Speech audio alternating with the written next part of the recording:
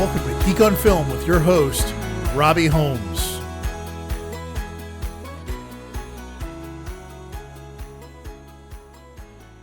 Hey there. Welcome to episode 15 of season 2 of Geek on Film. This is Robbie, and this week's main review is going to be of Kingdom of the Planet of the Apes. But before we get there, I've got a season of X-Men 97 to talk about.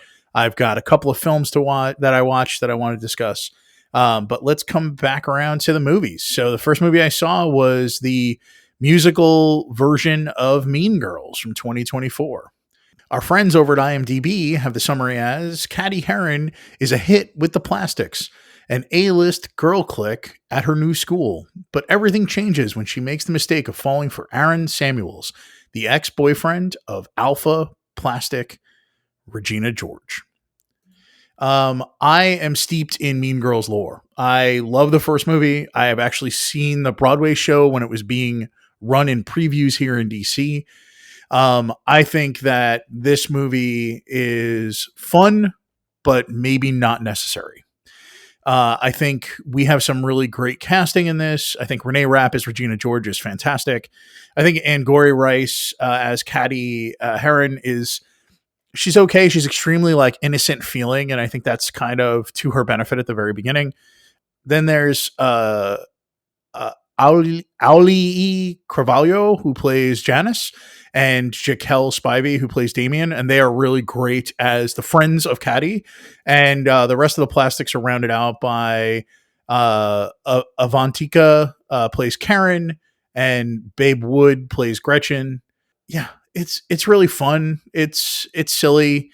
I don't think it adds a ton to the sort of Mean Girls lore.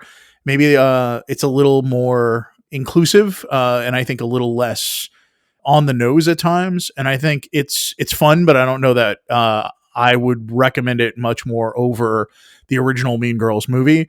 I think overall, it's fun to see a modern retelling, but I think it's too close. I think if we had waited another 10 or 15 years, it might have been better to give a little more distance from the original movie that is still in my head and sort of lives rent free at times there. But so this movie was written by Tina Fey and Rosalind Weissman and was directed by Samantha Jane and Arturo Perez. I saw this on Paramount Plus. If you really loved the Broadway show, you should watch the movie.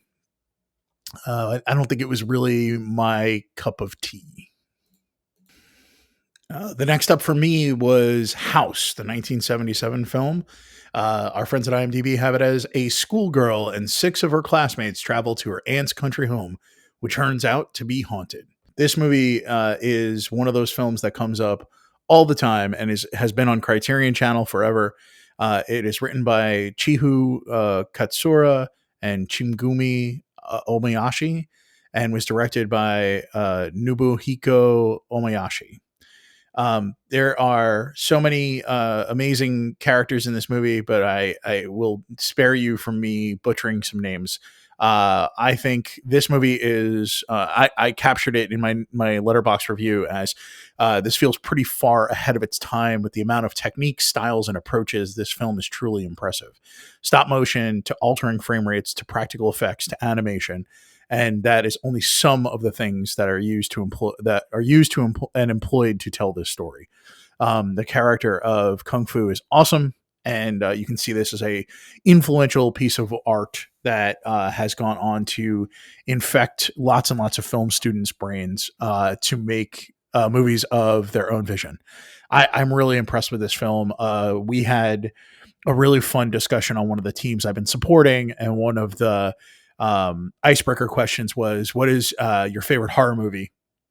And we ended up down this crazy rabbit hole in our chat during the stand-up, and House was one of the ones that a friend had recommended, and I had never seen it. I've been intrigued by the poster for years. This sort of screaming cat face with the word house is really unreal and is super memorable. And the longer I watched the movie, the more I realized that this movie was sort of the inception of a lot of things that you see done in artistic films and eventually into larger and larger sort of more mainstream films throughout the 80s and 90s. I would highly suggest watching it if you've never seen it. Just go in knowing that it's a little silly and a little ahead of its time. So the way it's shot does not always match up with what you would expect in a modern film.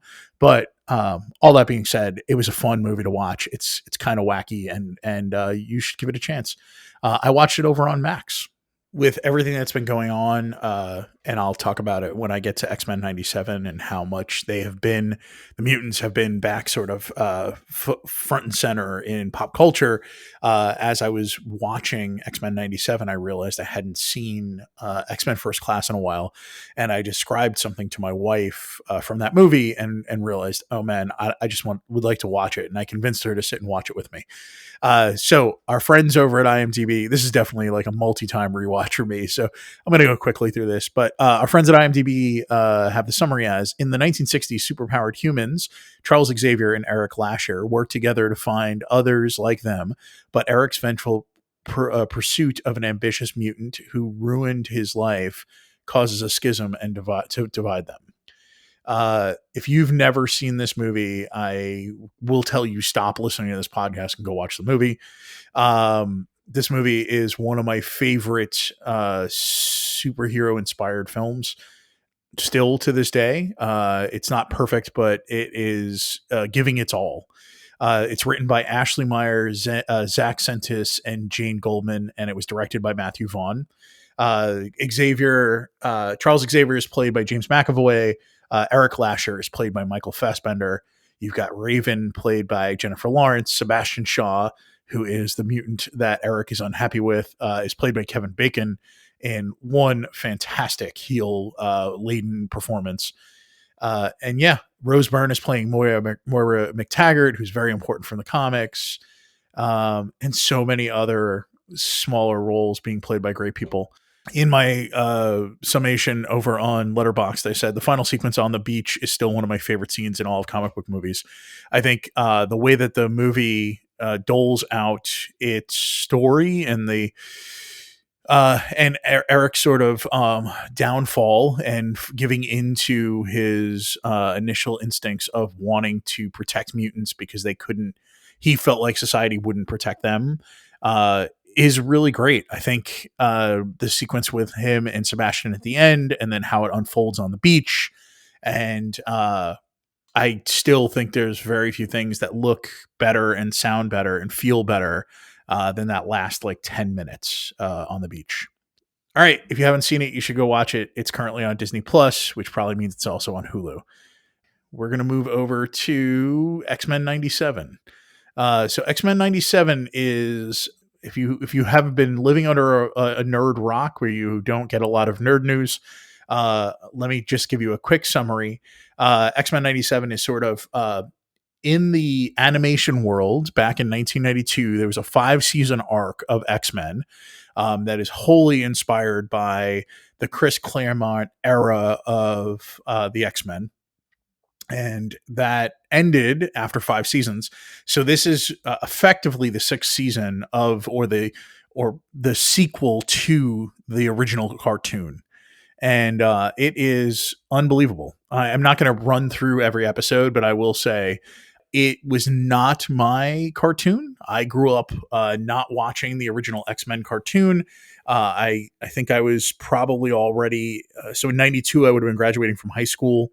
And I was pretty disconnected, I think, from a lot of nerdy things at that point, as I was living in California and I was sort of getting my footing out there. So I missed this. There's an amazing 37-minute recap of the entire X-Men series that is done by Ryan Airy over on the Screen Crush channel of YouTube. He's a great recapper and somebody I really like to watch, and he does a great job of distilling down 5 years worth of the X-Men cartoon, X-Men the animated series, for you to be prepared to go into X-Men 97 with all guns blazing, understanding sort of the nuances and the distinctions of these X-Men versus the movie X-Men and the cartoon X-Men. And I found myself immediately enamored with the X-Men 97 cartoon and where it was going. And then so much so that I actually bought a Magneto is Right t-shirt and have already worn it once or twice. I really love this series, and I'm so looking forward to where it goes after this. you should do yourself a favor. Watch the 37-minute Screen Crush video, and you should 100% watch the X-Men 97 season 1. It's pretty unbelievable. So here we are, the main review of Kingdom of the Planet of the Apes. Our friends at IMDb have the summary as: many years after the reign of Caesar, a young ape goes on a journey that will lead him to question everything he's been taught about the past and make choices that will define a future for apes and humans alike. This movie was written by Josh Friedman, Rick Jaffe, and Amanda Silver, and was directed by Wes Ball. So, let's just start with the real here. I think this is a really solid 3-star film that did not live up to anything of the previous trilogy, in my opinion. I felt like for a movie that was 2 hours and 25 minutes, I never really felt super connected to any of the characters, except for Proximus Caesar, played by Kevin Durand. And I wish we had spent more time with him so we understood what he was trying to accomplish, instead of all these shorthands and little scenes that gave us snippets of why we shouldn't be on his team. I mean, I get it. Expending the lives of apes to further himself is a good motivator for us not to like him. But I think there's a really rich world in Proximus Caesar's kingdom that would have been really interesting for us to spend time with. And then the other side of it is Noah and the characters that are part of the Eagle clan. We spent such a small amount of time with in the beginning that we don't really have a huge amount invested in them as characters. So, yeah, I think the subtle ways they're trying to connect Noah, who's played by Owen Teague, to Caesar, and then the dramatic distinction of Proximus Caesar, played by Kevin Durand, are really fun. But like, I found myself more drawn to the bombastic nature of Proximus Caesar until we saw that he was an evil leader than I was drawn into the sort of meek characters that we were presented with at the beginning. I think the first trilogy, the trilogy that came ahead of this movie, did a really good job of investing us in the characters and made us care for all of the apes that we were interacting with. And it gave us enough time with characters like Kuba to understand why his failure and falling, and then his, lack of trust in Caesar was important. I think this movie tries really hard to live in the shadow of that movie. And I feel like at 2 hours and 25 minutes, I wanted more care for me and my time, and more for us as an audience to latch onto. I didn't love the sort of Nova weird aspect that gives us. I also am not sure what we're supposed to walk away with when you see the end of this movie. Are we supposed to be team ape, or are we supposed to be team humans? And I don't know that that's what the first 3 movies were trying to tell us. I think they're trying to shift the focal point. It's a complicated film for me. I didn't love it. I think there is a much better run of this movie with like us building Proximus Caesar over the course of a couple of movies, so that way we get a big final battle. I think we're supposed to pay attention and review the movie we have in front of us, but all I kept thinking was, I wish we had spent more time with the Eagle clan, built up more relationships, showed us like society from their perspective more, and then sort of maybe an attack and a taking of them near the end of the movie, with us arriving at the kingdom. And wouldn't you have wanted to come back and see another movie where you have Kevin Durand's Proximus Caesar welcoming them to his kingdom and saying like, "What a wonderful day," as a way to end the movie? And then we could have come back and seen the unfolding. What is that? What is his kingdom? Why did he capture these apes? Why are they now slaves? I just think this is sort of a misfire from my perspective. And they had so much built up goodwill from my perspective in the previous 3 movies. Yeah. I don't really like reviewing movies I didn't love, but I feel like right now I'm trying to hit the movies that are the bigger movies in the theater, and this was it. I felt like I needed to see this movie, especially given how much I really liked the trilogy before it. Okay, I think that's it for me this week. I look forward to reviewing Furiosa, and I have a couple of fun first time watches that I'll talk about before then.